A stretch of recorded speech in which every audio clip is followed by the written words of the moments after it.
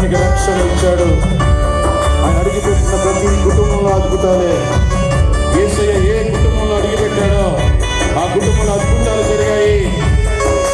సీమోను ఇంటికి యేసయ్య వెళ్ళాడు, అద్భుతం జరిగింది. పేతురు ఇంటికి యేసయ్య వెళ్ళాడు, అద్భుతం జరిగింది.